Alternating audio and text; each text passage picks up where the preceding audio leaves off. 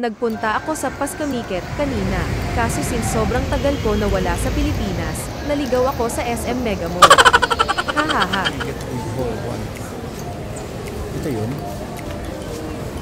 Hindi. So, sa iba. So, I think sa kabila. Actually guys so first time ko lang dito sa SM Mega Mall. So, mawawala talaga ako. So, I'm sorry guys. Mawawala talaga ako. Ayun, Comiket. So, ayan na.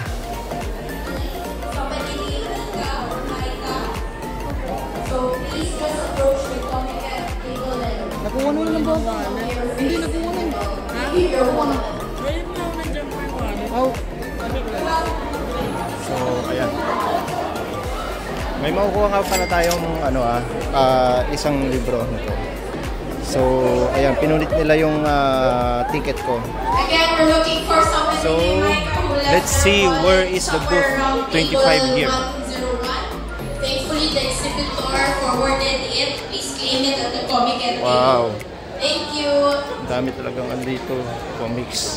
Ang dami mga magkaling na komikeros talaga dito guys. So, of course, kasama na rin ako doon. Ang dami mga galing na komikeros dito guys. So, ayan. A few inches later. Nasaan na siya? Hindi ko makita yun sa ayan. I see Cadena Studios. Ayan. Nandito na tayo sa booth 25 guys. Ayan.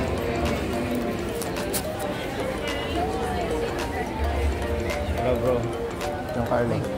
Sir, ano? Diyan? Yan. Sa ethnic ko. Kaya sabi ko, uy, ayos, nandito na ako. So, ito ang mga comics na available dito. So, hopefully, after na pauwi ako, ma-edit ko agad to para ma-panood nyo. So, may iba naman. Hindi puro kotse. See? Okay. So, ito ang pero meron nag-outsource din kami pa yung flagship.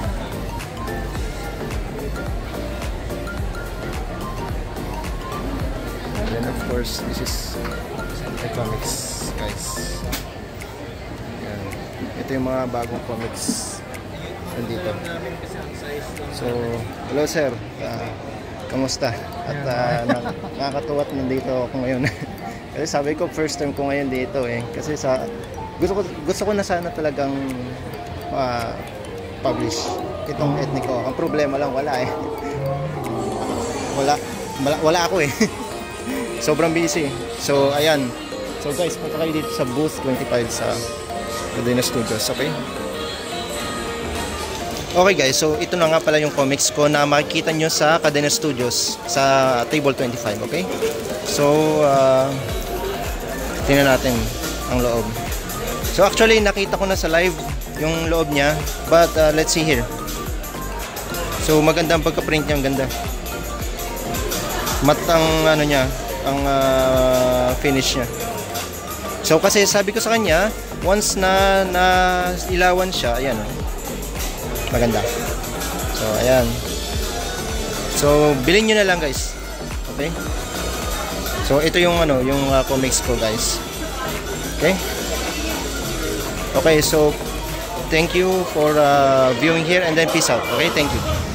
Shoutout nga pala sa kaibigan kong bumili ng aking comics, si Pauline May. Maraming salamat po sa suporta sa aming local Filipino artist.